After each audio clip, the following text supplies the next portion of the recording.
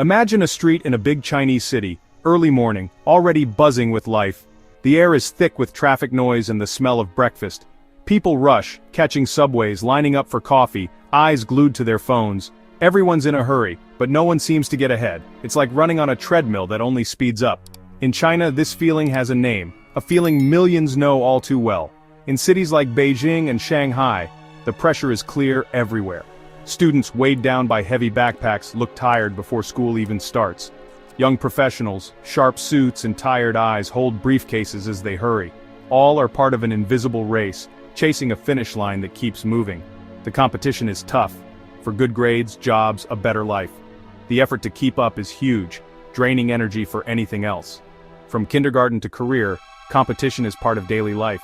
Kids' schedules are packed with school and endless extra lessons. University students stay up all night not for fun, but to get ahead of classmates. Tech workers stay late, not for deadlines, but to show how dedicated they are. The rhythm is non-stop, causing deep worry. Stop for a moment and you're left behind. So everyone runs harder, studies longer, works more, gives up sleep and hobbies. But because everyone does the same, all the effort cancels itself out. The result? People working harder than ever yet feeling stuck. This is the main problem. The word for this feeling is Neijuan, which means involution. It's a new word for an old problem, endless pointless competition. Neijuan describes a system where everyone tries harder but no one gets ahead. It's a zero-sum game. Your extra effort just makes it harder for everyone else. The term comes from the study of people and cultures. Clifford Geertz saw Indonesian rice farmers working harder but not growing more rice.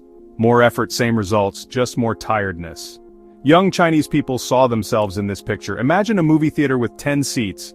One person stands for a better view, then everyone stands, but no one sees better. That's Neijuan. Everyone is worse off, even though they tried harder. The idea spread quickly online, giving a name to a shared frustration. It's not just about hard work. Chinese culture has always valued that. This is about unfair, self-defeating competition. Success becomes about making sure others fail, and what counts as success gets smaller and more stressful. Neijuan became a cry for help for a generation feeling trapped. It explained why life felt so stressful and not rewarding. The word captured a sense of being stuck in a race with no winners. It's a system where the only way to succeed is to do better than everyone else, but the finish line never gets closer. The more everyone tries, the harder it gets for all. Neijuan is the art of running in place, tiring, endless, and empty. It's a strong word for a generation looking for meaning. It's not just a passing trend, it's real, and it's changing how young people see their future. The first taste of Neijuan comes in the classroom. In China, education is the main way to a good life, and the Gaokao exam decides your future. The pressure to score high is huge, coming from parents, teachers, and society. Competition starts early. Students are pushed into endless studying and after-school tutoring. Evenings and weekends are filled with extra classes, not to learn more, but to stay ahead. If one student goes to tutoring and gets better, others feel pressured to do the same. Soon everyone is in extra classes and it becomes the normal thing. Teachers start assuming all students have learned things beforehand. Tutoring is no longer an advantage, it's just keeping up. Students are more tired, families spend more, but class rankings hardly change. Childhood changes from play to performing well, and the fear of failing is always there. Parents put in hopes and money, creating a heavy burden for kids. The classroom becomes a place of worry, not a place for learning. The cycle repeats: more effort, same results, more stress. Neijuan starts young, shaping lives before adulthood. The pressure never stops. It's a race that never ends. After years of study, students hope the race ends at graduation, but it just moves to the workplace. China produces millions of graduates each year, all competing for limited good jobs.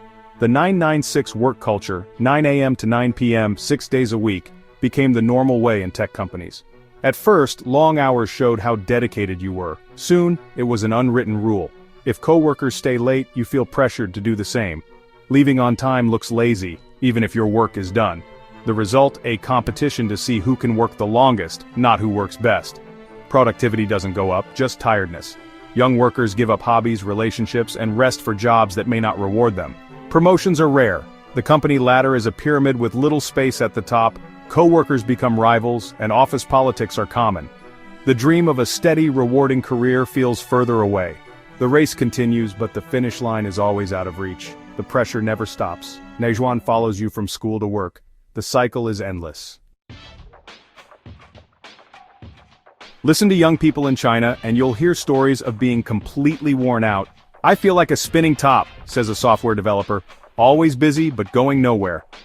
12-hour days, tiny apartments, no real vacations, just tiredness. The pressure isn't just work, it's meeting strict social expectations. Parents ask about marriage, compare you to others, adding to the stress. There's a checklist for life, university, job, marriage, child.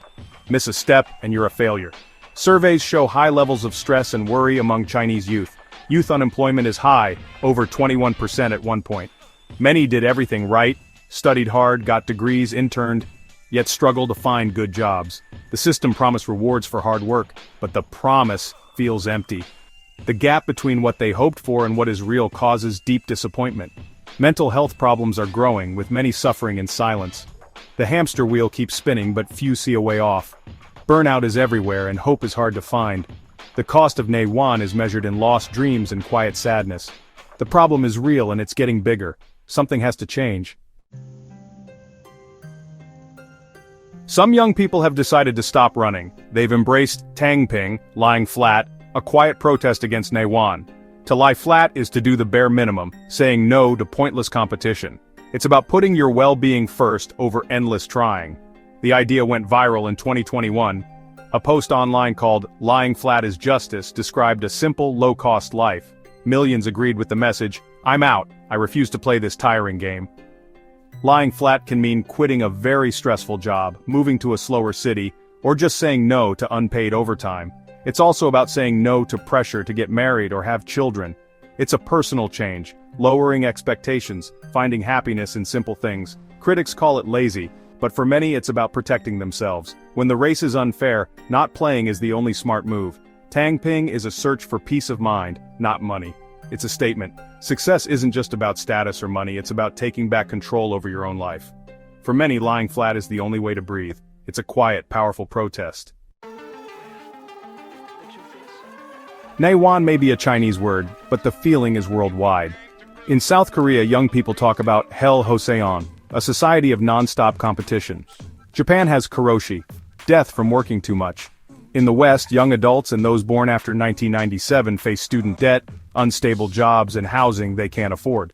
The reasons are different. China's huge population, Korea's big family-owned businesses, the West's temporary job market. But the pattern is similar. It's a story of growing unfairness and fewer chances. Education becomes a way to sort people, not a path to growth. Technology connects us but also ties us to work. Neijuan is a sign of a global system where growth no longer means a better life for most people. The feeling of being stuck is everywhere. The race is global, and so is the tiredness. The search for a way out is universal. The price of Neijuan is paid in well-being, not just money. Mental health problems, worry, sadness, burnout are growing fast. Constant competition and fear of failing create a perfect storm for feeling bad. Physical health suffers too long hours, little sleep, and stress take their toll. Trying to succeed often means giving up health for a small chance at getting ahead. Neijuan also hurts trust between people. Everyone's a competitor, not someone to work with.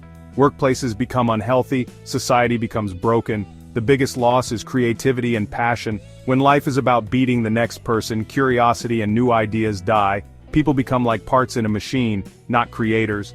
The cost of playing this game is too high. The system stops what makes life meaningful. Winning feels like losing. We're at a crossroads. Neijuan and tangping aren't just trends. They're a call for change. Young people are asking, what does success really mean? Is endless competition the only way? Rethinking the future means fixing education, protecting workers, and building a stronger safety net. The discussion isn't just about different generations, it's about the kind of society we want.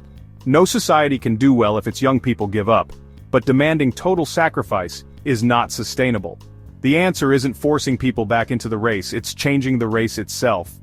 We need a system where more people can win. The conversation is just beginning. Neijuan gave a name to an old problem and started a new discussion. Now it's up to all of us to listen and imagine a better way forward. The first step is seeing the dead end and being brave enough to find a new path.